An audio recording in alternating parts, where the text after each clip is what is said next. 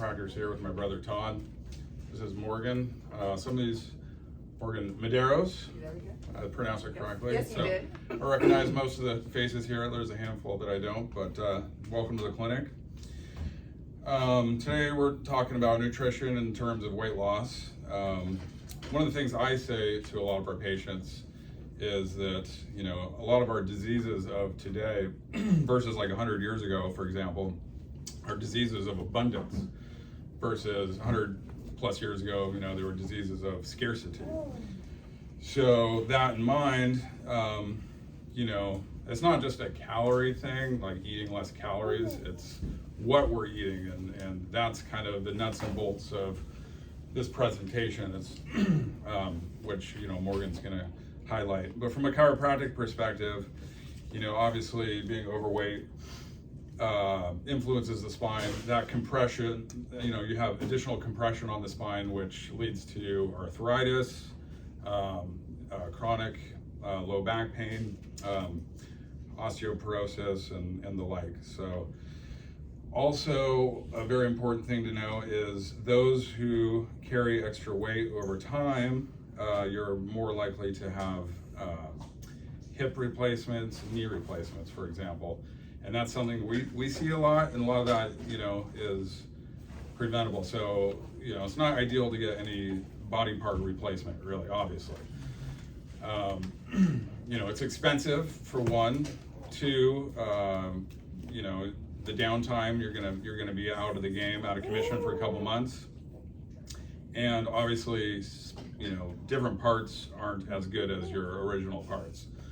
So that's our goal, is to keep people healthy without having to do those type of replacements. Another thing that we see is herniated discs. So those who are overweight typically are more prone to herniated discs. And that, I don't know if anybody's ever experienced that, but it's a very painful situation. I deal with it pretty much every day. And the majority of those patients are overweight. So not all the time, but you know, a lot of the time. So. And just out of curiosity, I mean, obviously if someone is overweight or obese, if they have that excess weight, they're more prone to those conditions, but how does that tend to impact recovery as well? Yeah, there's less blood flow to the area, so it's harder to recover. So you're deconditioned. Typically it's associated with a poor core. You know, the core is, when you go to physical therapy or whatever, they're always working on your core, and you know, if there's a deficit there, and then which 9 times out of 10 there is, that's going to be more difficult to repair that situation without surgical means, and nobody wants surgery, right? Like, it's no fun. So all these are things to do to prevent, you know, going under the knife, which is never an ideal situation. I read a statistic. The chances of knee replacements are 8 times higher for patients with a BMI greater than 30. So you're 8 times more likely to have a knee replacement if you were to have that BMI for a certain amount of time versus a more standard BMI.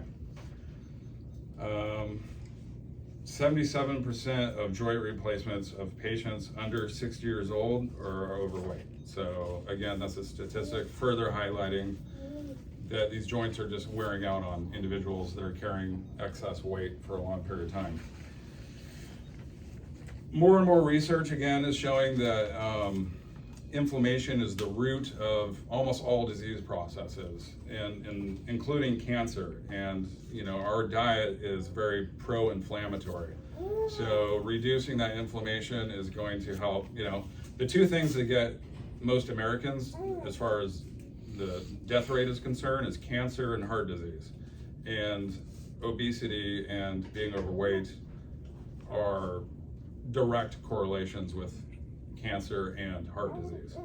So it's not just, you know, from a chiropractic perspective with your joints and everything like that, but also just for the general well-being. We want people to live long, healthy lives where they're not afflicted with those disease processes. One thing that I kind of wanted to add that you touched on maybe a little bit, but not quite as much, is you mentioned things like the you know, the wear and tear on joint tissue, but one of the things that I'm sure you see a lot of is even just like functional mobility. One of the comments that I'll get from a lot of my patients as they begin to lose weight. And it honestly doesn't take a substantial amount of weight loss before people will start saying like, I didn't realize like how much it was impacting my movement, because you know most people do not become overweight or obese very quickly. It's this kind of like slow creep, and then you know a number of years later you go, oh my gosh, how am I up 20, 30, 40, 50 pounds? And so kind of the gradual nature and gradual onset of overweight and obesity are such that a lot of individuals just don't notice kind of some of the like the structural lack of like mobility that they have. And I think that's probably something that you see quite a lot. If you're not able to move, if your body is not able to move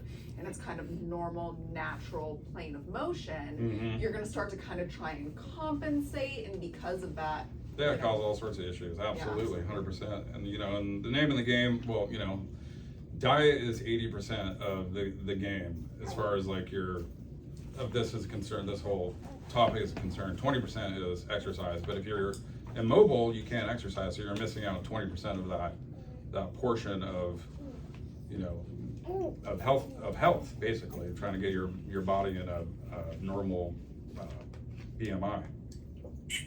One of the things I personally struggled with, and you know, about 4 years ago, I was about 20 pounds heavier. I wasn't like obese or anything, but I had sleep apnea. I was diagnosed with sleep apnea, and I was waking up. I had that heart monitor and stuff, and I had to do it for a week, and I was waking up 40 times an hour with choking. Yeah, it was horrible. Like I would fall asleep, and I'd sit up in the middle of the night, and I'd gasping for breath, because it's the circumference of your neck. So my neck was apparently like a linebacker's neck. But also gravity. Yeah, because your tongue and everything, the epiglottis kind of falls back. Yeah. One of the things we see too in individuals with even, like I said, even just small amounts of overweight and obesity is there's multiple different kinds of fat, but we often kind of have two large categories. So we have fat that we call subcutaneous fat, which is just fat that's directly below your skin. If I was to reach out and pinch on anyone, like that little bit of pinch you're able to get on even very lean people, that's what we call subcutaneous fat. So it's just directly under the skin. But then we also have fat that lies deeper within our bodies and primarily in the visceral cavity, so where our internal organs are.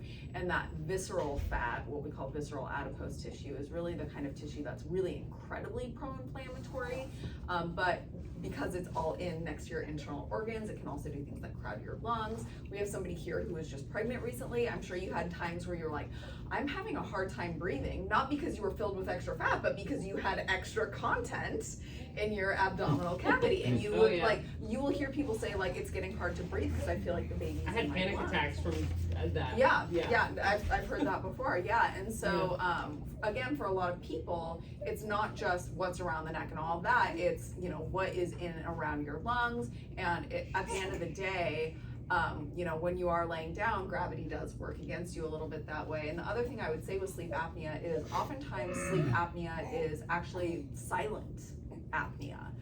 Just like you can have like silent gastric reflux, you can have silent apnea, meaning you're experiencing it, but you're not conscious for it. You're asleep. And so when we, you know, we'll do sleep studies in individuals, you know, oftentimes because they're having some other sort of like strange symptom that we think might be associated with poor sleep quality. And so we'll do like sleep tests on them, and we'll find out like, yeah, actually here, and here, you were waking up in the middle of the night. And they're like, I didn't realize that. And it's like, no, because it's very, very briefly and you don't remember it. It's not in your consciousness. And what we will see with that is, again, increased risk of chronic disease, because at the beginning of the night, you fall asleep and you're at kind of a shallow sleep state. But you go through these sleep cycles, and with each sleep cycle, you're getting deeper and deeper and deeper into these different levels of sleep. And the most restorative levels of sleep are further into the night. But if somebody's sleep is being interrupted, they're not going into those deeper levels of sleep. And so they're not having some of the regenerative processes and like the deep immune activity that we would typically see with those levels of sleep. So with sleep apnea, it really is one of those things where people kind of oftentimes, oh, I'm just gonna be a little bit tired. And it's like, no, yes, probably. But that's actually in many ways not the worst complication of sleep apnea. Yeah, it taxes your heart and all Yeah, sorts of stuff. I mean, I was very tired just from that, and then now I don't have to use my CPAP machine anymore since losing 20 pounds, but now it's my 4-year-old that makes me exhausted, so there's that. Different level of I had a exhaustion. patient die of it. Are you Of serious? apnea, yeah. Yeah, I believe it. I mean, I would wake up and my heart would be beating out of like as hard as it could because it was starved of oxygen. And I even had my like left arm go numb a couple times. I thought I was having a heart attack. That's how bad. I was getting no oxygen. There's been a lot of really interesting studies on sleep disturbance and individuals who experience overweight and obesity, but also just chronic diseases as a whole. We actually see higher rates of cancer in shift workers, and we wonder if that's not the case because of the disturbances in their circadian rhythms and their body's inability to achieve those deeper and more restorative levels of sleep, which again is where your body is doing a lot of that kind of Repair work repair and and everything. rebuild. Yeah, it's like the night cleaners come in, but if you're not sleeping appropriately, it's like the night cleaners never come in. Yeah, that makes sense.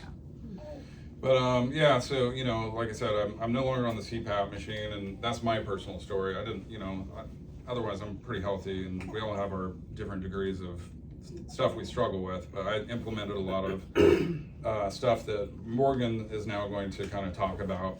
And one of the things I always say to patients again is your habits today determine your health tomorrow. So, you know, I'm just going to end on that and have Morgan talk about what she needs to do here. Absolutely. So my name is Morgan Medeiros. I'm a licensed clinical nutritionist. My degree is from Northeastern University, and I have a specialization in obesity medicine. But I practice in all areas of clinical nutrition. I never planned on becoming a clinical nutritionist. It was actually nowhere on my list of potential careers whatsoever. And I was a gymnast growing up. I was a very competitive gymnast, and I had sustained a pretty serious knee injury when I was a teenager. And that experience really impacted me. It impacted me physically, it impacted me mentally, and it impacted me emotionally. And during that experience, I was able to work with an orthopedic surgeon and a number of other physical therapists and other people who were kind of practicing fields related to exercise medicine and exercise science. And so I had kind of gotten it in my head that I wanted to do something in that vein. Partway through school, I realized that orthopedic surgery was not what I wanted to do. And sports nutrition was not what I wanted to do. And so I had a little bit of a personal crisis, a little bit of a, oh my gosh, what am I gonna do here? And I had a wonderful advisor, luckily, who said, this is actually a good thing that you recognize this now before you got 15, 20 years into a career that you hate.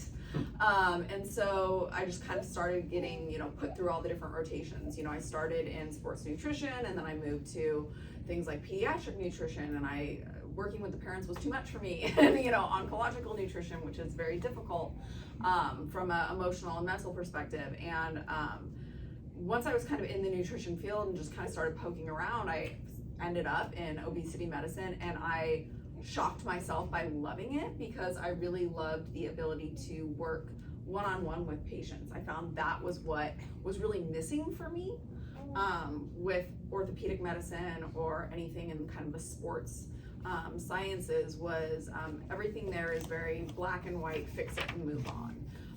And you don't really get to have a lot of interaction with the patients in that way. And so I just found that it was something that I really enjoy. It was something that I was actually really interested in because we all eat. And so it's something that we all share in common. Not everyone is an athlete. Not everybody is interested in all the same things, but everybody has a vested interest in food. And there's something that literally anyone can do at any level of socioeconomic spectrum, anywhere in their culture, to make positive choices that impact not just their physical health, but their mental health as well. And so that was something that just really excited me. I still think, you know, almost a dozen years later, I still think I have the coolest job in the entire world most days. And I really just enjoy connecting with my patients. I enjoy educating patients also. Obviously, that's what we're here to do today. Primarily, I think that most of us, though, will look at some area of our lives where we have the knowledge. The knowledge is not the problem. It's the application of the knowledge that's difficult. Like, I can know there's dishes in the sink, right? And I can know how to wash dishes, but actually motivating myself to get up and go wash the dishes and put them away, that's the difficulty. And that is something that is, I think, really important to address straight up, is that most people have things that they know they could do more of or less of in order to improve their health. I mean, I have them, certainly. But I think that with overweight and obesity in particular, there is such a stigma around overweight or obesity that a lot of people kind of engage in that self-stigmatization or that self-shaming perspective, which just isn't helpful. Overweight and obesity, so really quick, pause. Everyone has a sheet. There's 4 points that we're gonna go over. There are some blank spaces as well, so if you wanna take notes, this is your stuff to take home. So scribble, draw smiley faces, draw nasty little photos of me, whatever you wanna do with that, they're yours to take home. But the first point that I'm gonna make is that overweight and obesity are actually chronic conditions. And a lot of people don't know that. A lot of people think that overweight and obesity are just kind of like these lifestyle things where I just need to have a little bit more willpower or this or that or the other thing. And they do that because, again, they have knowledge of things that they could do more of or less of, so they think, I just don't have willpower, right? So chronic conditions are conditions that tend to persist over a lifetime. We can manage or control the conditions using things like lifestyle therapies, medication, but they're not something that can be cured. They're something that can be managed. So for example, rheumatoid arthritis. This is a chronic condition, right? You can't get rid of rheumatoid arthritis. Rheumatoid arthritis is caused by your immune system attacking healthy tissue. We can't stop that process, but what we can do is help somebody treat it by the way that they take care of their joints, the types of foods they eat or don't eat, as well as medications to help them manage that condition. And no one would shame someone or probably even feel shame for having rheumatoid arthritis, but that's not the case for overweight or obesity. And so I think it's really important just to note that there is a biological propensity for overweight and obesity. And it's not something that anyone should feel shame or embarrassed about experiencing. I think another really good maybe example or metaphor for a chronic condition is something like acne. I'm sure some of you here maybe experienced acne when you were younger or had children or friends that did. And most people aren't just gonna assume that person's dirty. They don't wash their face. Most of us have sympathy and empathy and compassion for it because we know that they're probably doing all of the things and still experiencing that. And that's really the case for a lot of people who struggle with their weight. Yeah, there's probably a night or two that they don't do all 12 steps of the 12-step skincare regimen to control their acne, but the reality is that individual is probably just more prone to acne due to the shape and size of their pores, the amount of oil production they have, and yeah, a small handful of things that are in their control. So when we look at overweight and obesity as chronic conditions, what is it that makes one person more likely to gain weight than another? And the answer is honestly that we're still learning. We're always learning as a scientific community. I think that tends to frustrate people, but it actually excites me because if we want people to get better, that means we need more information, not less. So the fact that we're continually learning, although it's sometimes frustrating, it's actually a good thing. It means we've not come to the end of the road yet. We look at overweight and obesity as epigenetic conditions. That means that there are both innate biological aspects that make us more prone to experience the condition, but there are also environmental influences. So one of the things that is a big kind of focus of nutrition research at the moment is trying to take what we call a phenotypic approach to obesity, which means that ideally 20, 30, 40 years, or hopefully less than now, someone who experiences overweight or obesity could ostensibly take some sort of genetic test, and it would be able to tell us these gene alterations are responsible for making someone more hungry, or making food more attractive to some people than others. It might have them present with a lower than anticipated basal metabolic rate, meaning let's just say that this individual theoretically should be burning 1,000 calories at rest. Well, maybe this person is actually burning 10% less than that because of this one particular, variation in their genetic material. Maybe they're actually expending fewer calories than we would expect when they're exercising. And realistically, most people probably have a combination of a lot of different ones. But when we see an individual with overweight or obesity, although there are, of course, lifestyle factors, it's really what happens when the lifestyle factors come into combination with their innate biology that really makes someone that much more susceptible to gaining weight or struggling to lose weight over the long term. One of the things that also gets lost with chronic conditions is that there are functional changes the longer somebody experiences that state. So for example, something like rheumatoid arthritis, if somebody doesn't get their rheumatoid arthritis under control, there will be functional changes in their joint tissue that cause additional deterioration. And so the joints aren't just painful anymore, they're actually beginning to break down. And the same is true with overweight or obesity. The longer we see someone at an elevated body weight, the more of those kind of foundational or structural changes occur. I'll use an example of this. So someone eats a cookie, right? And this person is, at the time, healthy body weight, expected body weight, relatively active. They're a generally healthy person. There's things they could do better, but they're healthy. So they eat one cookie and the pleasure center of the brain goes, awesome, we just ate a cookie, love that, enjoyed it, we move on with our day. Let's just say they do that over a period of time, and over time, the extra cookie here, the extra cookie there, it contributes to 10 pounds worth of weight gain.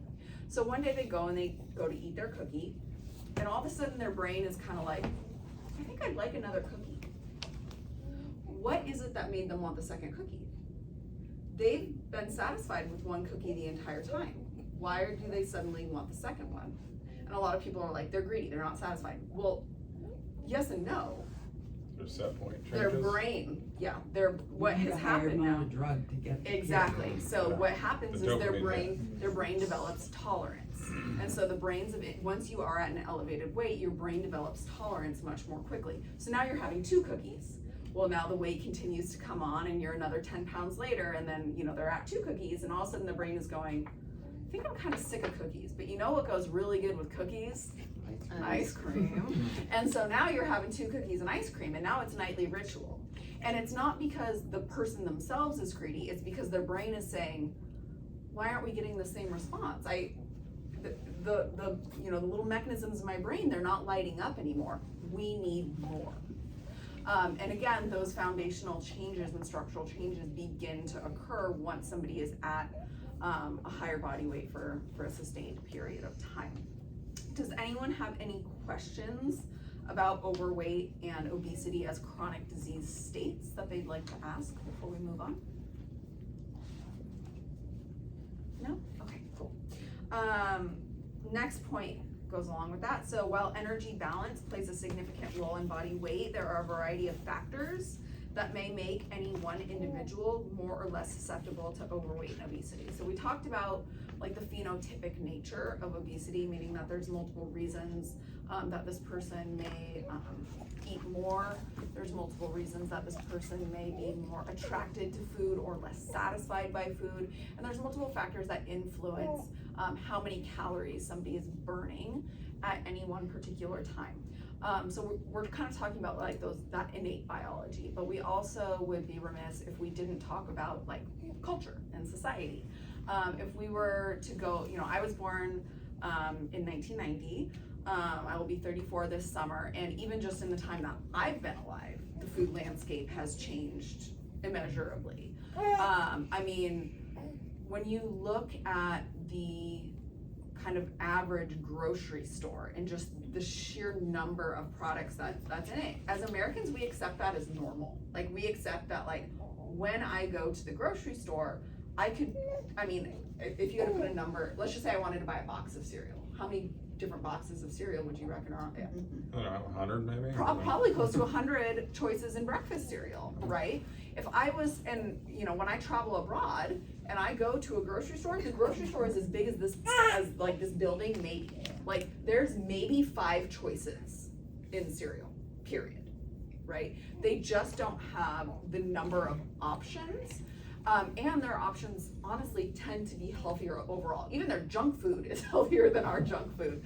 I think, you know, number one, the types of foods that we are, the volume of options we have and the types of foods we accept as the norm, just kind of makes us a little bit unconscious. And then you're wondering, well, like, why is it that I'm struggling with my weight? I eat like everyone else does. Well, the way everyone is eating is, with all due respect, a problem. 77% of the population is overweight or obese. Almost 40% of those are obese versus overweight. And so when we look at, you know, individuals struggling with their weight, it's not just an individual issue, it is a collective issue of just our society. And it's, I always say it's not hard to eat healthy. It's not hard. It's not complicated. It's hard and it's complicated when you're trying to swim upstream in a society that doesn't support it. Mm-hmm. Right? Like we all know, like again, ostensibly, like the things we should be doing or not doing, but if our built environment and our culture and our society doesn't support it, then we're constantly having to like push against the crowd, and it is very, very difficult over a period of time. So we use the example of the grocery store. We can also point to like restaurants, and like I'm a foodie, I love restaurants, but I think we've all seen like the nasty reviews somebody leaves on a restaurant site and they're like, I didn't get enough food. And I'm like, because everybody expects these massive Mexican restaurant style portions that you could probably split with 3 or 4 people. But again, so the kind of the portion distortion definitely plays a role. It's not just what we're eating, but it's also how much of it we're eating. If I may, Yeah, please. That's one thing that I kind of implemented in my diet. Like I would grab a large pizza and pretty much eat the whole pizza, you know, the entire large pizza.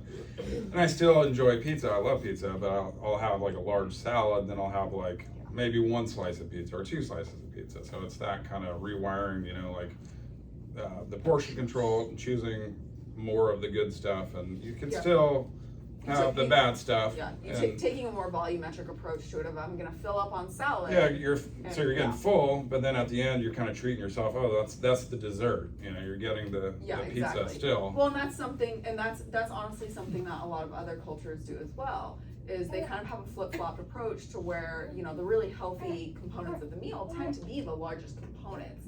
In the US, we do like this little teeny, like 4-bite salad, and then this massive, you know, whatever it is you're having. And so, you know, at the beginning of the seminar, I said something about, you know, one of the things that really excites me about nutrition is the fact that regardless of where you are, aside from those people who are truly living in poverty, and I'm going to set that aside for a moment, but even people who are on, you know, the lower end of the socioeconomic spectrum, there are still things you can do, even if you can't be going and, you know, spending, you know, all of your money at, you know, Whole Foods or whatever. You don't have to be. You can be doing things like, okay, you know, instead of buying 2 pizzas to feed our family, we're going to buy 1 pizza, which will still be plenty of pizza for 3 or 4 people, and we're going to get, you know, some of the less expensive salad greens and all of that, and do that on the side. There are still things you can do, and we can't let the perfect be the enemy of the good, because what a lot of people do is, if I can't be perfect, why try? Which is essentially like saying, if I can't brush my teeth for 3 minutes, why brush them at all? I know that very few of you here go in and brush those babies for 3 minutes, right? Most of us, even if we're tired, we'll go in and we'll give it a little scrub, right? Like we're still gonna do what we can, and I think that's really important. So we talked about restaurant foods, we talked about like the grocery store, and all of that, and I kind of want to pivot now to talking about the impact that our food choices have regardless of our body weight, because somebody could, you know, appear very healthy, very thin, very whatever, but if they're not making healthy choices, they are still going to experience, don't worry about it, you're okay. He's hungry, I get it, you're good. Don't even worry. Even if that person is at an adjusted body weight, a lower body weight, if they are not making healthy choices nutritionally, they are still going to be prone to chronic inflammation. So I think it's kind of important first to talk about what inflammation is, because I think it's kind of a little bit of an ambiguous thing for a lot of people. So I think the first important thing to say is that inflammation is good. Inflammation is actually a good thing, but you can have too much of it very quickly. So, you know, you are walking through your house one day and you're walking and you step on the floor and the floor feels a little funny and you're like, why does the floor feel funny there? I don't know. And you keep going and you're just like, it's fine, it's fine. But as you kind of go through, like you start to notice the floor is starting to warp a little bit. And what most people are gonna automatically think when they see that floor warping now is there's probably a leak, right? And the leak, the moisture, it's causing the floor to warp. So you call the repairman. Repairman comes in. He's probably not just gonna look at it and go, all right, it's all good now, and then just leave, right? He's probably gonna have to start tearing up those floorboards to inspect what's going on underneath. And then depending on what they find underneath there, he's probably gonna have to tear out some more stuff. Right now he's tearing out insulation and pipes and wires and all of the stuff. That's inflammation. So when our body thinks something is wrong, our body sends out these little messengers, these little specialized cells, and they go, what's going on, right? And if there's something going on there, then they have to repair it. That's inflammation's job, is to go in and say, something's wrong here, attention, come to the work site. They come to the work site and they start ripping stuff up, right? And then they go in, they fix it, they move on, right? I think we've all probably had the experience of a paper cut. A paper cut is not a large injury. They hurt, but they're not a large injury, right? And it gets red. That red is inflammation. It's cells going to that site and going, something's wrong here. We're angry at it, and we're gonna go in, fix it, and move on. So what happens though when inflammation spirals out of control? Well, now it's got too many jobs. Now it's not just the floor over here, it's the floor over there. The ceiling's leaking too. We need to go over there. And there's not enough workers to get to all of the sites. And now the house is falling apart and it can't finish any of the jobs because it's just running around trying to fix things. So your immune system has been outgunned by chronic inflammation. And that's where we really start to see chronic diseases like heart disease set in, things like cancer, and additional chronic conditions in addition to the overweight or obesity, or just any other complication that that person is experiencing even outside of overweight or obesity. I'm sure we all know people who have had something like a heart attack or cancer, and you're looking at them and you're going, this person looks so healthy, right? And they could be. Sometimes bad things just happen to people and we can't explain them.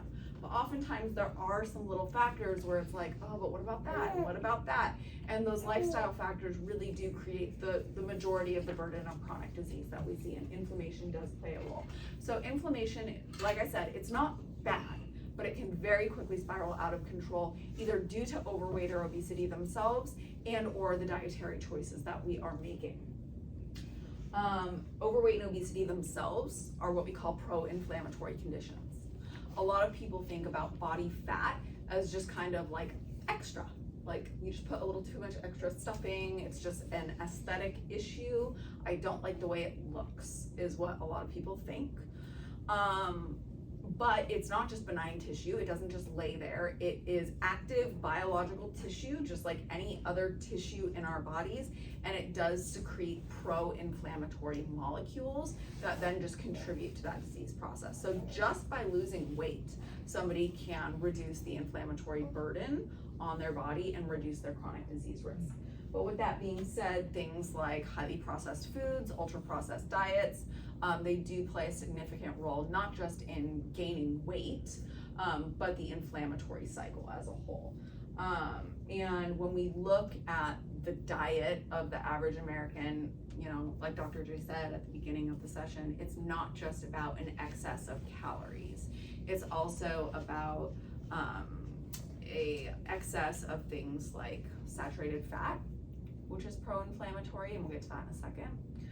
It's also about an excess in sodium or salt. And it's also about an excess in sugar, or refined carbohydrate, which are essentially kind of the same things. And in addition to that, I believe, I don't want to quote the figure directly, but it's less than 10% of all Americans consume sufficient fruits and vegetables every day. Could somebody, not one of my patients, oh, maybe I should put one of my patients on the spot. No, I'm not going to. Could someone who's not one of my patients tell me how many cups of vegetables the minimum is each day to prevent chronic disease? This has nothing to do with your weight, just chronic disease. 4? Is it 4? 4 or 5? So, yep. Depending on your gender, somewhere between 3.5 to 5 cups. Now, a lot of people think, I eat 3.5 to 5 cups. That's a lot. So a cup is the size of a baseball. Yeah. So if you're not having 3.5 to 5 of those each day, you're not even meeting the minimum for preventing chronic disease. For weight management, we see best at about 6 to 8. I mean, that's a lot.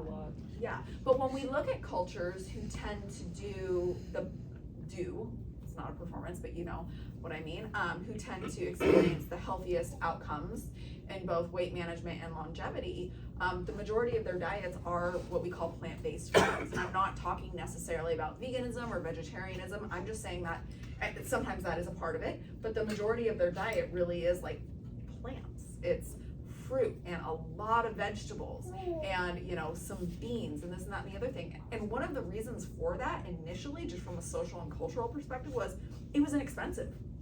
You could grow your own food at home. Not everybody could afford going out and getting a cow or a pig or whatever to slaughter. Those were only available to the very wealthy, or those who at least had an established practice of it, which not everyone did. And so these cultures where we tend to see healthier weight outcomes, a lot of the countries in Asia, some of the countries in the Mediterranean, their diets are largely plant-based. And that is hugely beneficial, not just insofar as reducing inflammation, but also maintaining a healthy body weight. There's something like having a couple glasses of V8 substitute. I think a lot of people want to think that. So that's actually a really interesting question. So you're going to be getting some of like the vitamin content, like the vitamin and mineral content of something, but that's actually considered a processed food. And the reason for that, yeah, not just because of that though. Yes, that's a very good point. So thank you for adding it. There is a lot of salt, but even let's just say that you weren't to do that. Let's just say that you're able to go by your little infomercial, you know, Should have had a V8. Right, exactly. Like you go do all those things, but even if you're not adding the sodium or adding sugar or adding anything to it, if you're just to throw a bunch of vegetables and, you know, fruit or whatever into a blender, your body's not going to process that the same way because it's skipping a step in digestion. So let's just say that a V8, I'm just gonna make my own vegetable juice right here. So let's just pretend it's got spinach and a couple of carrots and some tomatoes and a cucumber. Well, if I was gonna eat all that produce, first of all, it'd be a big plate of, that's a salad right there. That's like a good sized salad, right? And I'm having to chew that. And I mean, let's be honest, most of us don't chew things into a fine meal. We're swallowing, and then our body's continuing to have to break that down in order for us to digest it. If I just blend or juice that, I skipped all that, and I'm just going straight to digestion. And my body is not going to regulate the same way insofar as my blood sugar is concerned. It also tends to be more calorie concentrated. So I'll use something that's a little more obvious of an example. I'll use something like orange juice. If I take an orange, I mean, even a very large orange is gonna have, 100 to 120 calories. If I wanted to make 8 ounces of orange juice, that's gonna be 3 to 4 oranges. So the calorie content and the sugar content is gonna be a lot higher, even though I'm not actively adding sugar to that. Actually, if we look at individuals and we give them 8 ounces of Coca-Cola or 8 ounces of orange juice, their blood sugar has about the same response. If someone ever faints due to low blood sugar, one of the first things they will tell you to do is give them fruit juice because it kicks up their blood sugar so quickly that it's really a very effective tool. And so, again, you're gonna have the vitamin content, which is good, but nutrients don't work independently in the body in the best way with that. With You that just being, ruined me with that. I know, I'm sorry. But with that being said, those are actually really good tools in certain instances. If we need somebody to be able to get some additional vitamins and minerals who isn't able to eat orally very easily, or if we need somebody to gain weight, and they just need an easy way to do it. I would so much rather have someone have a V8 or an orange juice than a Coca-Cola, just because at least there's some amount of real food in it versus just water and sugar and chemicals. Sure. So when we look at pro-inflammatory foods, meaning foods that produce an inflammatory response in the body, these are things like saturated fat. So we have a couple different types of fat. I'm sure everyone has heard like good fat or bad fat. So good fats are our mono and polyunsaturated fats. These are fats that are tend to be liquid at room temperature. So something like olive oil, it's just liquid at room temperature. There's nothing I can do to solidify that. Whereas butter is solid at room temperature. If I heat it, it melts down, but I think we've all had the experience of seeing dried up butter and it goes back to solid. So butter is an example of saturated fat. So red meats, things like beef, things like pork, things like game meat, high in saturated fat. Also things like dairy and reduced fat dairy, very high in saturated fat and inflammatory. Also with red and processed meats, they are, like I said, very pro-inflammatory. They are actually group 2A carcinogens, meaning that when you consume those things, they directly increase your risk for about 13 types of cancer, but primarily cancers of the digestive tract and colon. And it doesn't take a lot. It takes something like I think it's 1.5 ounces per week of processed meat. So this is something like bacon, even things like turkey bacon or sausage or chicken sausage, salami, pepperoni, jerky, or 2.5 ounces per week of red meat. These are things like steak, pork, so on and so forth. Again, directly increasing your risk for cancer. It doesn't mean that you shouldn't have them. I'm a really big believer in like treat yourself, like have pizza, have things that you enjoy. I do exactly what you do when you said you have pizza. It's like I'll have a slice or two and a big salad. And it's perfect. But I don't do that all the time. I do it when it's really worth it, when it's really good pizza and I'm really gonna enjoy it. So the message of this seminar, I don't want you guys to walk away feeling like I can't eat what I wanna eat. Eat what you wanna eat, enjoy it, but make sure it's really worth it and make sure that the majority of your diet isn't such that, those pro-inflammatory foods become the norm. Because it's very, very difficult to move away from that once it has become the norm. You said your habits today become your health tomorrow. I'm not sure if anyone here has read Atomic Habits by James Clear, but he says that our habits have compounding interest. One day, it doesn't seem like a big deal. 2 days, it doesn't seem like a big deal. 10 months, 10 years later, it is a big deal because that interest has continued to accrue. In addition to saturated fat, we can talk about sugar and refined carbohydrate. So these things have a negative impact on your blood sugar, even in the absence of prediabetes or type 2 diabetes. Consuming diets that are overly high in sugar and or overly high in carbohydrate not just directly increase risk for overweight or obesity, but also directly increase risk for prediabetes and type 2 diabetes. So when we look at sugar, I think a lot of people might think, I'm not consuming a lot of sugar. I don't go and get a latte or a frappuccino, or I don't eat dessert every night, but the majority of the sugar we consume is actually hidden in our foods. It's not foods that we're thinking, or we're just kind of falling prey to portion distortion and going, okay, I'm having ice cream, but how much sugar is in it really? Or, oh, I'm having a cookie, but how much sugar is in it really? And we kind of tend to lose track sometimes of how these things could add up. You go to a grocery store and you buy Dave's Killer Bread. This is a bread that I think a lot of people think is a really healthy bread. Well, if you were actually just to eat 2 slices of that bread on a sandwich, you actually just consume 20% of your added sugar for the entire day, just in that one product. If you drank a single can of Coca-Cola, you would have drank almost 2 days worth of sugar in that one product. So part of it is that in the products where we consciously know it has sugar, we still tend to underestimate. And oftentimes in the products that we don't even really think about it being present, yogurt is a really big one. I actually had a patient ask, my patients do a weekly kind of homework thing every week where maybe it's around emotional education or nutrition education, and we were talking about processed and ultra processed foods yesterday. And they were I was trying to kind of help patients understand, well, what's the difference between a whole food and a processed food and an ultra processed food? And yogurt was actually an example that I gave. So yogurt, I think this is gonna shock a lot of people, plain yogurt, nothing added to it, just the yogurt and the cultures, maybe a little bit of salt, is a processed food. But it's not an unhealthy food. But so why is it processed? It's processed because it didn't come out of a cow being yogurt. It didn't come out of a goat being yogurt. It came out being milk. We added cultures and a number of very, very limited ingredients to it to culture it and make it into yogurt. But what happens if, you know, I personally love plain yogurt, but let's just pretend I'm not one of those people. Yeah, it's delicious.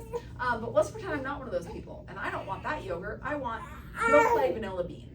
I want Dannon strawberry or whatever. If you turn around and look at the ingredient list for it, the ingredient list is like 13 ingredients long. And it's because it's got added sugar and stabilizers and all these other things. All of these things started out as the exact same thing. They all started as milk. But the further we got away from it being milk, the less healthy it got. The more sugar it got, the more calories it got, the less nutrition it got overall. Another really good example of this would be chicken. So you butcher a chicken, you cut it up into, you know, chicken breasts, let's just say. That's what we would consider to be an unprocessed food. We take it a step further and we say, you know, sometimes people get busy. They don't want to buy just chicken breast and go home and make their own chicken. They're busy. They've got a 7-week-old baby. They need to, you know, have something easy. So we're gonna grill it and add some seasonings and flavors to it, salt, sugar, a little bit of other things, just a little bit.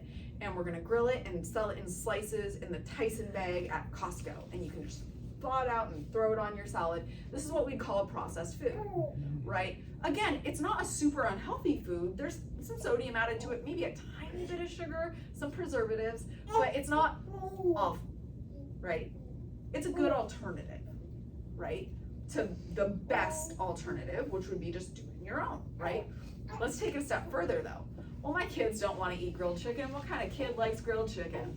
We're gonna take that chicken breast, we're gonna add it with a bunch of other stuff. Even the whole version organic ones, if you turn it around, what chicken are you gonna go out and butcher in your yard that has all of the different cuts in it? Okay, fair.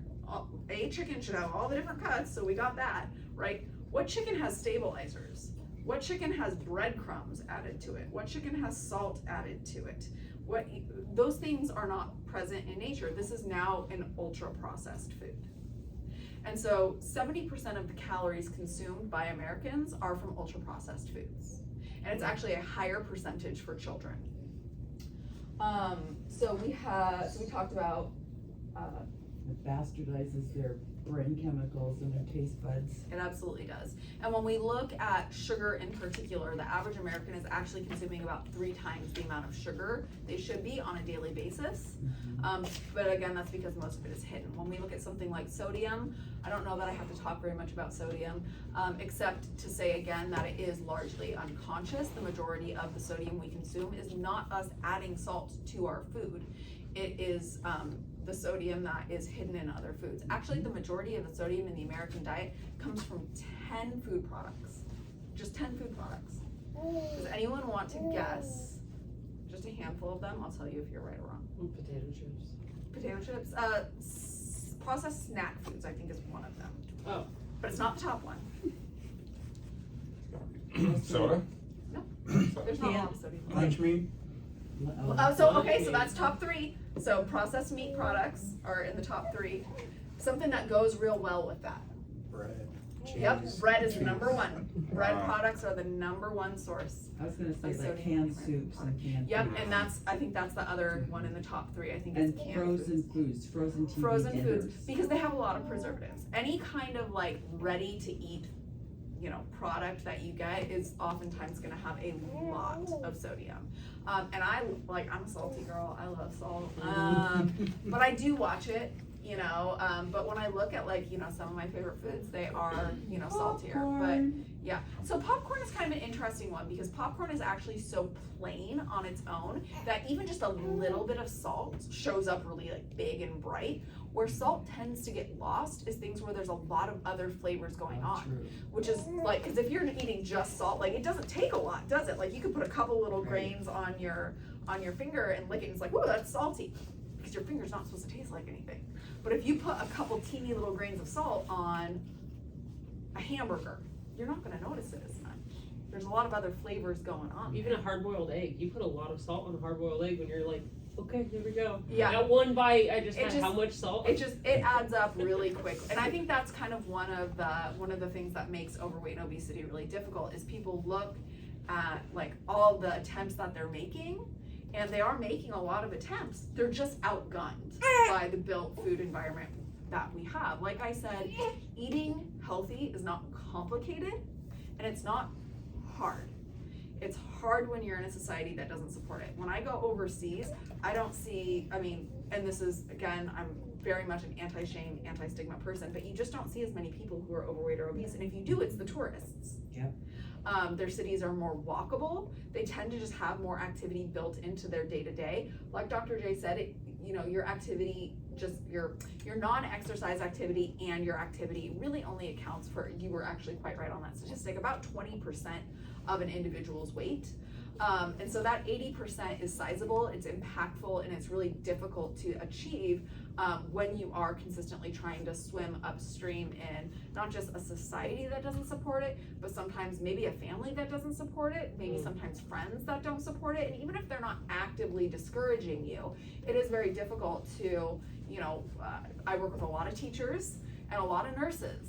And one of the things I hear every week is the break rooms, right? God, People want to thank you. They wanted this, they wanted that. They bring in the cupcakes, the cakes. We don't want to, we're not going to tell our staff thank you with a bonus or thank you with, an extra day off or a pedicure or whatever. We're going to say thank you by bringing in crumble cookies, or we're going to say thank you by bringing in donuts. I worked with a really interesting company, and they were telling me we just don't have money. We just don't have the finances to treat our employees any other way. And I'm like, I can absolutely have compassion for that. And but then I'm working with this company for a while, and I'm just looking around, and I'm like, hey, but this stuff isn't free. So I just started doing the math in my head of what, and so finally I got an actual number, and I looked at them and I went, so do you guys want to take a ballpark actually? I don't know if they just hadn't sat down and looked at the financial statement on what they were spending on bringing in Jimmy John's and bringing in this and this dozen donuts here and dozen donuts there. And I looked at it and I was like, you literally would have been able to gift everybody who works here, and it was close to 100 people, they would have been able to give them a $150 gift card for a massage or this or that or the other thing at some point in the year. And I'm like, most people would probably be just as happy, if not happier with that, and just bring in their own lunch every day. If you were just to offer people the option, but we just don't do that as a society. We just do the very quick throwaway. I'm just going to do this. And we don't really think about, again, the compounding long-term nature of that. Does anyone have any questions on inflammation? I do. Yeah. Because one of the things I live on is cottage cheese. Cottage cheese is cottage cheese, but it is very salty. That surprised me. Yeah. And I'm less worried about salt, although in a perfect world. But yeah, I hear you. But you said it's more with the fat, so I get low fat. Mm-hmm. Is there less inflammation with fat free? The honest answer is we don't know. So I'm just going to repeat the answer for the camera just in case they weren't able to hear you. So the question was, this participant really likes cottage cheese, and they wanted to know, due to saturated fat being inflammatory, they wanted to know if they would be better off getting non-fat. Honestly, if I was you, personally, I would continue to get the low fat. It's a little less processed, but I wouldn't eat it as often. So I would eat it still, but I would either eat it less often, or when I do eat it, eat less of it. So for example, let's just say that you are typically eating a half cup of cottage cheese. Why not have a cup of fruit and just a little bit of cottage cheese as a topper or as a side? So just kind of, again, using what I call a volumetric approach, not saying don't have it, but saying let's reduce the portion size of it when we do have it and increase the portion size of something else. And a lot of people will find if they do slow down and just pay attention to what they're eating, they really can train themselves to be satisfied with less. We oftentimes just get locked in this idea of like, I won't be satisfied if I don't have it as often, or I won't be as satisfied if I don't have it as much. And that's a lot of the work that I do with patients, isn't just telling them, here's what to eat. Again, if it was that easy, we wouldn't have the majority of the population struggling with overweight or obesity. It's the fact that we are having to undo years of unconscious programming on what we find to be acceptable, what we find to be satisfying, what we believe about not just food itself, but our ability to change our food patterns. Yeah. Does that answer your question? Because I joined Weight Watchers, and so I'm looking at points. Fat-free cottage cheese is 0 points versus 3 points. Yeah, and Weight Watchers is a real tough one. If you just, I think insofar as like commercial weight management programs are concerned, I think that doing something with whole food is always better than nothing. So they're gonna get huge applause from me on that. What I don't like about Weight Watchers is I think it can sometimes give too much flexibility to the point that I think people sometimes end up shooting themselves in the foot a little bit. And I think that it can also give a false perception of safety or security. Meaning, well, as I'm eating, within my points allowance, therefore I'm healthy. Well, you could, let's just say someone has 100 points, let's just say. Well, somebody could eat 100 points in junk or 100 points in healthy food, and these people are gonna have dramatically different health outcomes. And again, a lot of people just aren't fully informed on, what the compounding nature, I was talking with some patients recently about alcohol, and they were really shocked that there's no safe limit for alcohol consumption when cancer is concerned. Alcohol is a group 1 carcinogen. That means it directly increases your risk for cancer. When we look at the majority of cancers that are caused by alcohol, it's actually not people who are over consuming alcohol who make up the majority of the individuals who have cancer as a result of their alcohol consumption. The majority of the individuals who experience things like colon cancer, things like esophageal cancer, things like liver cancer, it's not because they are alcoholics, it's not because they have disorders of dependence, they're just drinking moderately every day. They're having 1 drink a day, and it's just the chronic nature of that consumption, even though it's not overconsumption that is responsible for that. The same thing with sugar. You don't need to consume, 3 times the amount of added sugar to see health complications from that. You could be consuming 10% too much, but for that person's body, that is impactful. It's that idea of compounding interest. Yeah. Thank you. It's a great question. Anybody else questions on inflammation or just nutrition, overweight, obesity in general? Does drinking water help with inflammation? That's a really great question. I think yes and no. I think it would depend how chronically that person was dehydrated. So let's just say that we have a hot day outside, right? And so let's just say, I'm a runner and I ran this morning. It was hot, I was sweaty. And let's just say that I didn't hydrate well after, and I didn't hydrate throughout the day, and then I went and got a blood test. Well, if I'm not adequately hydrated, that's gonna skew the results of that blood test. And so if I had inflammatory markers, which everyone's gonna have inflammatory markers, you just wanna be within a certain range, they may be higher because I'm dehydrated. Insofar as actually contributing to increased inflammation, I don't believe so. If that was in conjunction with another chronic health issue, then yes.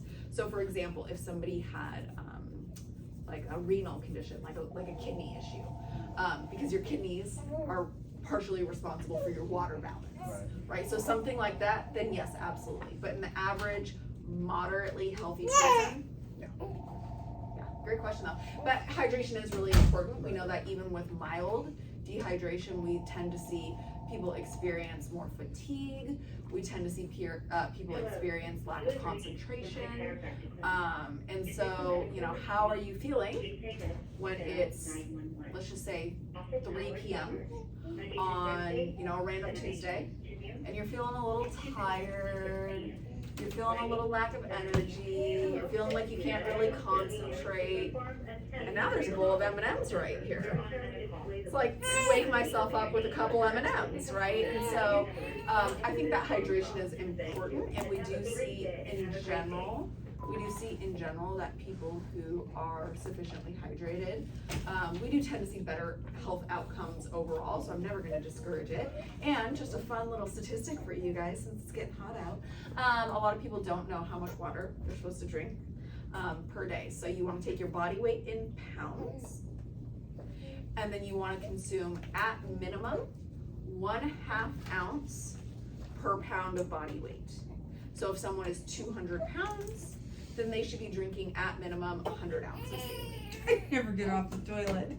I know, but that's good. That's good. So initially what happens with that is if people feel like I would never get off the toilet, and initially that's true because your body doesn't know what to do with it. Your body doesn't know how much water is going to be coming in, so your body's like, get rid of it fast, get rid of it fast. We're not used to getting this much.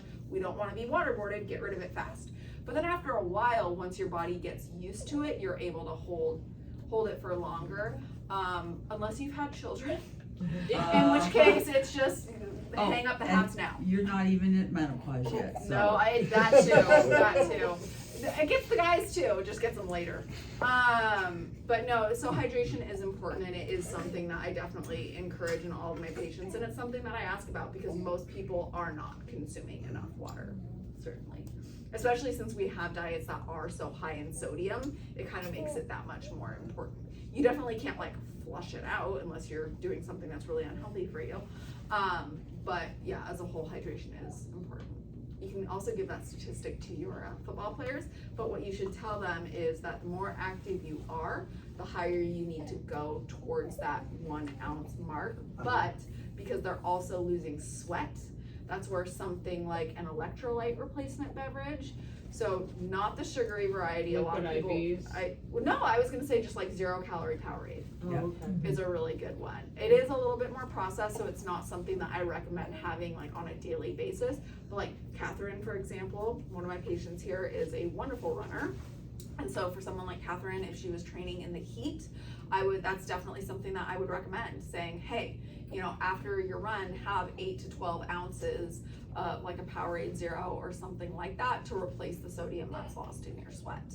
Especially because someone like Catherine has changed her diet a lot since we started working together, and so her diet is really, for the most part, whole and unprocessed. So she's not getting a lot of the sodium that the average person would be getting. If she was, then I probably wouldn't say anything about it at all.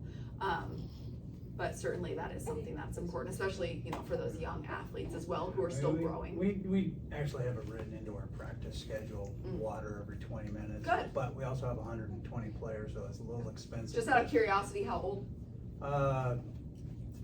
Incoming freshmen through seniors. But so what school? 14, Franklin Pierce. Wonderful. Wonderful. Love that. Any other questions? Feel free to ask for people other than yourself too, if you have someone that you care about that you'd like to pass anything on So to. it would be wonderful to hear about foods that decrease, if you get to it. Yeah, no, we're done, so Foods- any questions? So, foods that decrease inflammation. I know about turmeric and cucumbers Yeah, so and Pineapple? yeah, so That's really, one of my I know this is probably so much, people are always so let down by this answer, because I think they really want like some like big, they want like they want the turmeric, they want Right. like the like really like, they want to hear like matcha, they want to hear about like yerba mate, they want to hear about like these really exotic things. Go to your produce section. Like that's really as simple as it is. If something is bright, naturally, we're not talking Fruit Loops, or Skittles, assume that it's anti-inflammatory. So things like tomatoes have great lycopene content. Lycopene is something that I'm sure a lot of people have maybe heard mentioned before. It is a nutrient that is abundant in just about any red vegetable, so things like bell peppers, things like tomatoes, but lycopene, there's a lot of studies validating the notion that one of the reasons individuals in the Mediterranean experience such great cardiovascular outcomes is because of the high lycopene concentration of their diets, because they do consume diets that are very plentiful in tomatoes. But really any sort of produce. Your produce are your big anti-inflammatory foods. But in addition to that, I think I would be remiss if I didn't talk about healthy fats, so those mono and polyunsaturated fats. One thing that I do want to say about fats is that fat is very calorically dense. So per gram, fat contains 9 calories. So 1 gram of fat contains 9 calories. That probably doesn't mean a whole lot unless I give a source of comparison. Carbohydrate or protein contain 4 calories per gram. So fat contains more than double that. But with that being said, it is healthy and we all do need some amount of fat, but most of us just tend to over-consume fat. And the fat that we're over-consuming doesn't tend to be the healthy fats because it just adds up very quickly. So when we look at healthy fats, these are, like I said, our mono and polyunsaturated fats, and these tend to be plant-based. So this tends to be things like our olive oil or our nuts or our seeds. Also things like avocado, and then also fatty fish. So things like salmon, things like mackerel, those are like the one protein source that are high in fat that we would consider to be healthy fat. But like I said, one of the things that a lot of people get wrong about healthy fats is they're just gonna add them in. They're not gonna like substitute them, they're just gonna add them in. So I'm still consuming my ice cream and I'm still consuming this and I'm still consuming that. But now what I've done is instead of having, you know, that junky little 100-calorie chewy granola bar that I stole out of my kid's lunchbox, I'm gonna grab this handful of almonds, or I'm gonna eat an apple with peanut butter. So I've just made a great trade up insofar as nutrition content is concerned, but I'm actually probably consuming 2 to 3 times the amount of calories as I was in that junky little chewy granola bar. So I've gotten better in one way, but worse in another. And that's one of the reasons that a lot of people really struggle to lose weight or manage their weight, is because they're just not really recognizing in real time. Like, we're not running with calculators in our heads, right?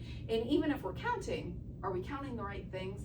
You had a really great post on Facebook a couple days ago on the Swenson page, and you said something about people are counting calories, but they're not counting chemicals. Right. People are always counting one or the other, and they're not understanding how the two are both important. And that's just, it's a difficult aspect for sure. You know, back in the, when you were a toddler, there was, if you guys remember everything was fat-free. Oh yeah, the 90s were the fat-free era. Okay. Fats got a bad rap. They did. And what a lot of research, because I was a nurse for a long time, wonderful. and I went to this education thing on dementia, and what they realized is that people weren't eating enough fats, and it caused a lot of demyelination of the neurons in the brain. Yes. So healthy fats. Yes. So eating healthy fats is incredibly important for the prevention of diseases of aging. But the one thing that I will say is that, again, it's just that they add up so quickly. Absolutely. And so it's not just about, we need to reduce the total. When we look at like American diets as a whole, if we look at like the fat content of the diet, there's really 2 tasks that have to happen. Number 1, total amount has to come down. Then the type has to shift. We need to go, if we're consuming, you know, the majority of our calories from saturated fat, we need to swap that and move that. Again, it's not that we can't have it. I mean, like I'm a fatty, salty girl. Like, that's my thing. But again, when I have it, I make sure it's really worth it. I'm not just gonna stand there and eat sliced cheese out of the fridge because it was there for my kid's lunch or whatever. But if I'm in France and there's amazing cheese, of course I'm gonna eat cheese then. The context fits.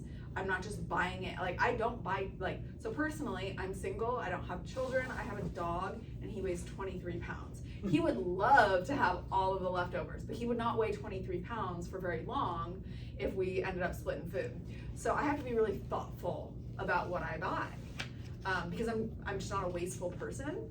I don't like wasting, and I don't want to go through it. And so I'm not going to go buy a block of cheese and let it, number one, I can't eat that much cheese and still be in good health. I wish I could. If I made the rules of the universe, absolutely it would be a Tillamook powered operation over here. But that's not the way the world works. I don't make the rules. And so, you know, just being really thoughtful when you purchase things, I think is an important thing to ask. Just a really silly tip for everyone here. Catherine and Mary have probably both heard me say this about 1,000,000 times. It is so much easier to say no in the grocery store than it is when you're standing in your own kitchen, standing in front of the cupboard. Oh, yes. Right? It's like saying no to Oreos in the grocery store. It's like, oh, Oreos sound good, but I can like go about my shopping and be fine, right? But like, if there's a whole thing of Oreos and you're going, I'm gonna go bad soon. Yeah, like, if not you now, know, when? Yeah, exactly. Like you like when in reality, you know, that package of Oreos costs what, $4? Like my health is much more valuable. But once we have it in the house, even if we tell ourselves we're buying it for someone else, we have established ownership of that product. And that ownership is going to come over into us eating it. That's why I have my groceries delivered. I have a lot of patients who've really seen success with the grocery delivery. Seriously. Yeah. Mm-hmm. I have patients, so I have patients. So much money. I have patients that I do their shopping. I have patients where there's literally a service where I will do their shopping for them, not just because it keeps them out of the store, that's kind of a fringe bonus, but because they just get overwhelmed. For them, that's one of their barriers to health is they walk into a grocery store and they're just like, there's too much going on, the kid is screaming at me, and I go in with good intentions, but by the end of the grocery shop, I've scrapped half the recipes I was gonna make, I filled half the cart with whatever the other kid wants. I get home and I don't have half the stuff I needed, and I just say screw it, and we go back and we wash and repeat the next 6 weeks until I feel bad enough about myself that I just stop trying and say I'm not gonna try again until the kids move out. Walmart is $120 a year. Yeah. That's it. Yeah, there's honestly great options, and so one of the things that I think is really important is just, you know, and one of the things that I really enjoy about my job is like find different ways work for different people, right? Like some people can really find that they can be successful with, you know, keeping the wine in the garage, or they can be really successful with, you know, limiting themselves to buying, you know, one treat item per week and not going any more than that. Other people need something different. They need to not keep that stuff in the house at all and only have it at special occasions. It's not right or wrong. It's just a different thing for different people. I think, just out of curiosity, how many people here have children? How many people here have more than one child? Okay, so people who have more than one child, I think one of the things that I've heard from a lot of people is you go into that second kid thinking you know it all. And then the second kid comes around and you find that the things that worked for child number one do not work for child number two. Right. And it's not because child number one is naughty, and it's not because child number two is naughty. It's because they're different people and different things are going to work for them. You know, I always use the example of homework. Anyone is capable of doing homework. Anyone is capable. Any child, I would say 99% of children, are capable of doing homework as long as it's at their grade level. As long as it meets their stage of development, they are capable of doing that homework. Is every child capable of doing homework when the TV is on? Probably about 50%, for whatever reason, maybe less, are able to just, for whatever reason, that kid's just able to sit down, tune out, blah, blah, blah. The other kid's like, and it's not because they're being naughty, it's just because their ability to concentrate with that particular type of stimuli is not working. The other kid, maybe they're fine with the TV, but if the dog starts barking next door, they're like, ah, right? And so everybody just needs something different in order to be successful, but everybody is capable of success in some way. So I hope that this was helpful for you guys. Everybody should have gotten a little folder with some paperwork in it that has my information on it. You guys are more than welcome to reach out to me with any additional questions. If you're anything like myself, you're somebody who might not have a lot of questions at the time, but then kind of once everything has like settled and integrated, you're like, why didn't I ask this? Why didn't I ask that? Please feel free to reach out. Obviously, I love talking, and I especially love talking about what I do, and so I'd be happy to talk to you guys more about it and anything else in the nutrition world. How about fermented foods? Are you a big proponent of fermented? Yes, but the sodium. Yeah. For the most part, any fermented food has sodium added to it, but fermented foods are very good for your gut. Probiotics, baby. Yep, so one thing that a lot of people get wrong with probiotics is that they don't also eat prebiotics. So we talk about probiotics. Probiotics are either bacteria themselves or organisms that mimic the bacteria themselves. Prebiotics are what people don't eat a lot of. People will go and they'll take the probiotic shots and the probiotic pills and the yogurt and all this, and they're like, boy howdy, I'm doing a great job. And they are, like, it's good that they're doing those things, but they're missing half the equation, because those things aren't going to be active unless they have fuel, because they're active organisms, and active organisms require fuel to survive. So those things need food, but not any type of food. Those things only eat resistant starches. But so resistant starches are the things that your body can't break down. So things like the fruits and the vegetables. What did we just say about 20 minutes ago about people and their fruit and vegetable consumption? They don't eat enough. Right, so they're eating all this yogurt and they're like, boy howdy, but then the things just get in them and die because they don't have any food. Yeah, they don't do And anything. sugar kills probiotics, I learned. Yeah. I Yep. didn't know that. Yep. So does blenders. Blenders of blending, the devil almost. blending all your veggies up. Right, yeah. No, it's definitely one of those things where I think people have really good intentions, and I think people do a lot of really good things. If you came over to my house, you'd be like, yeah, it's nice and clean in here. And it is, like, it's a clean house, but like, don't open that cupboard, right? And like, don't open that door over there because it's not clean in there. So it's not that people aren't doing positive things. They are doing really positive things. It's just difficult to do all of the things all at once. And that goes back to the idea of not letting the perfect be the enemy of the good. And you know, one of the things, and I know this is really cheesy, but it's true, is that I'm gonna bring us back to that like cultural aspect, which is the idea that like, there's a really great Bell Hooks quote, and it's rarely if ever are any of us healed in isolation, and rarely if ever do any of us live in isolation, and rarely if ever are any of us successful in isolation. Because if we need to take responsibility, right, for like what we do or don't do, but we also just can't have this like totally like monolithic way of thinking where we think that we're just like on an island of our own and we have total and complete willpower and like we are the captain of our soul and like we're not influenced by outside sources. We are all influenced by outside sources. Like nutrition is my job, and I will be walking past stuff sometimes I'm like, that smells good, right? And it's like, I know, and this is what I do professionally, so I'm able to go, oh, not right now, Morgan. But that's with, you know, years and years of school, years and years of practice and all of those things. And not everybody has the same capacity.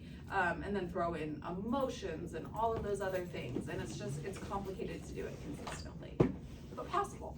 Yeah. I'd like to say that the best thing I've done was stay out of the grocery store. Yeah. And I'm right in it now, and I'm putting on weight I lost, but during COVID, family was bringing me food, and I told them that's silly.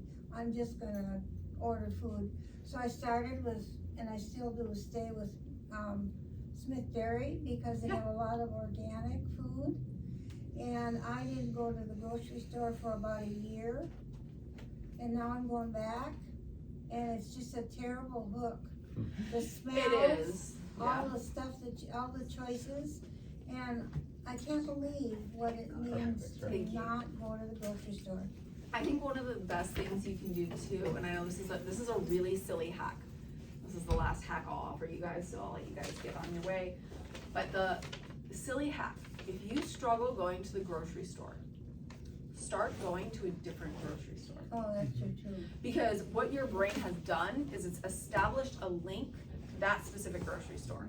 If I know that that bakery is the bakery that has that item, my brain is much more attracted to that, even if the exact same item is at a different store, because your brain has patterns and it wants what's expected and what's normal. If you go into a new grocery store, even if it's maybe one you've been to a handful of times, your brain doesn't have the same level of expectation. But and also not going to the grocery store saves time.